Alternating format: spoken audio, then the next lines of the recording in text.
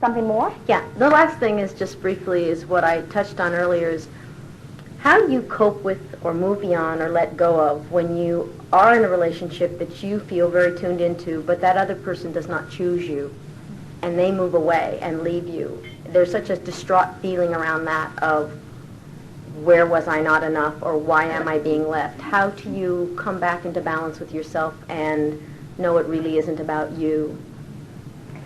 Well, it's helpful if you can come into alignment about your understanding of attraction before you come to such a sensitive issue that shines a light on your sense of self-worth. Yeah. But here is what we would do. When you are having an experience which clarifies your desire, the universe always yields to you your desire. So let's talk about relationships in the light of what we are knowing about that. So you have a relationship. Through your exposure to it, something happens, and now you are feeling stronger desire than you have felt before. Ah, yeah. As you feel this stronger desire than you've ever felt before, the universe is now answering that desire.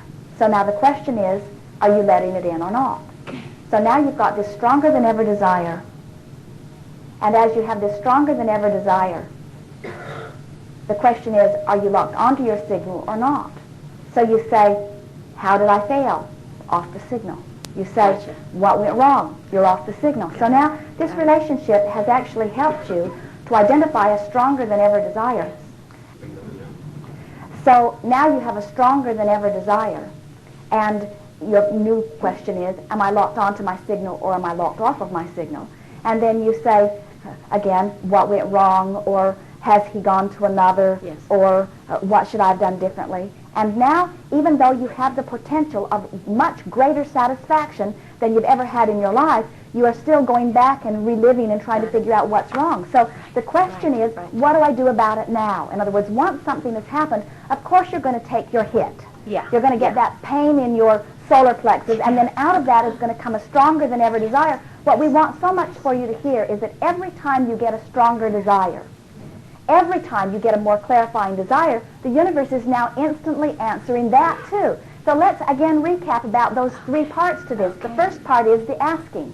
That relationship, whatever happened, puts you in the place of clear asking. Oh, yes. The universe is always answering, so now your work is to lock onto the signal. So beating up on yourself or beating up on the other just holds you in the locked-in mode. Right, right. The thing that so many of you are forgetting, you keep thinking that when you want something and when it manifests, then that is the end. In other words, this is a done thing. Sometimes we will ask a group, what is your desire? And they will say, oh, I don't want that, and I don't want that, and I don't want that, and I don't want that, because I've already got that. And we say, so you think that once the manifestation has occurred, that then the desire ceases? It doesn't. The desire must continue to be there in order to propagate the maintenance or even expansion of anything, you see. When you realize that you are always going to be in a state of evolving desire, you've heard us demonstrate that in this way as we say, so here is this contrast which gives birth to a desire, and you say, instead of saying, oh look, here is this wonderful new desire, now I have something to measure my belief against, which is what the alignment of energy is and what is all your work. Instead you say, oh, just when I thought I had everything that I wanted, here now I want this other thing, and I don't have it, so now here I am a failure again. And we see so many of you, you're laughing about it, but it is a very common thing for you to give birth to a new desire and then feel irritated that you have something unfulfilled.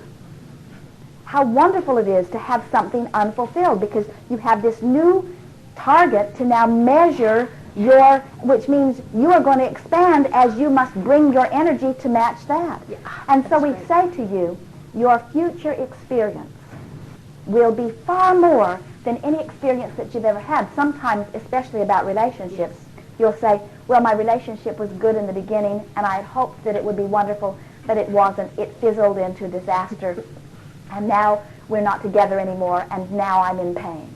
And we say, oh, you are in a much better place than you know, because your desire is sharper, you're asking more clearly, the universe is still answering. If you'll let it in, what will come now as a result of this experience will be far more excellent than anything that you could have lived otherwise, you see. I love it. So then you say, oh, well then it wasn't a bad experience, locked off. It was a good experience, locked on. I'm not a failure, locked off. I'm expanding, locked on. I don't hate this other person, locked off. I've received clarity and benefit, locked on. I didn't do something wrong, locked off. I'm always evolving. So you've heard us ask on many occasions, so now what are you doing about it? In other words, it doesn't matter what you've lived before. It doesn't matter what's caused this point of attraction to be what it is. The only thing that matters is where you are right now. And the only thing that matters within that is what's happening with your desire and what's happening with your allowing. Here you stand right here and now where all of your power is, and you've got two factors that you've got to bring into alignment. One is your desire, and the other is your belief or expectation. Therein lies your work. It will always be. What so many people are saying is, well, if I just had the perfect partner, then when I observed the perfect partner, then I would feel good. And we say, if you had the perfect partner today, your relationship would be dead-ended tomorrow, because without something that causes either one of you or both of you to reach for something more, you cannot stand still. And if you are not reaching for more things that you are wanting, then you are nitpicking about what's going wrong. And that's what happens with most relationships. They stand right where they are and they say, well, I don't really like that. And that, I don't really like that, and I don't really like that either, and I don't like that either, and then they say, what's happened to us? What's happened to us? Why aren't we in love like we used to be? And we say, you killed your love one negative thing at a time by acclimating to the lowest common denominator rather than reaching for the new, you see. Part of you wants to take the existing relationship and turn it into the perfect relationship. And you can do that if you have enough patience, but it's often the hard way of going about it, because often you attracted that person to you when you were a different person than you now are too, you see. Oh, yeah. And so we would say to all of our love partners, I want to free you to allow law of attraction to manage your vibration and bring you to the very best place, and I would like to free me to the same. And we wouldn't get too hung up on this idea of failure, because what physical beings are calling failure means, what you usually mean by it is, I should have made this work. I should have been able to stand right here in this isolated situation, and I should have been able to make it work. And we say, why would you when you have this huge buffet? Now, we're not just talking about relationships, we're talking about all things. Reach to the boundaries of the universe and let the universe yield to you all that you are becoming. Part of what we're feeling from you right here is that you are not certain that you've identified what you really want.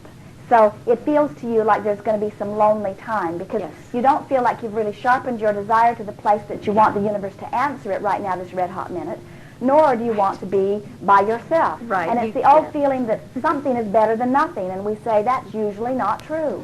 Because the something is usually taking you further and further and further into what you do not want. So what you're wanting to say is, the universe has given me this clear space. And I don't have to make any decisions right now. I'm in the process of collecting data. I will receive some of it from my memory of the past, and I will receive some of it from what I'm observing in my relationships and others. And I will observe it, I will imagine it. In other words, this is my time to hone and create. This is my time to show myself what it feels like when I'm locked on to the signal of well-being, what it feels like when I'm locked off. We have to say to you, in this last relationship and others, you've been launching rockets, and the universe, we all know who you are and what you want. And all of that is being offered. Now all you have to do is just practice thoughts that feel good, and you will rendezvous quickly with the fullness of all that you have been giving. You don't have to ever speak another word about it. We don't need more information from you to know. We know it's being given. All you need to do is get locked onto the signal. So you lock on when you pet your cat. When you kill your cat, you're locked off. When you love your cat, you're locked on. When you use your cat for a shot put, you're locked off. We're playing with you. It's great. Your words. You're getting. I really got it. Thank you so much.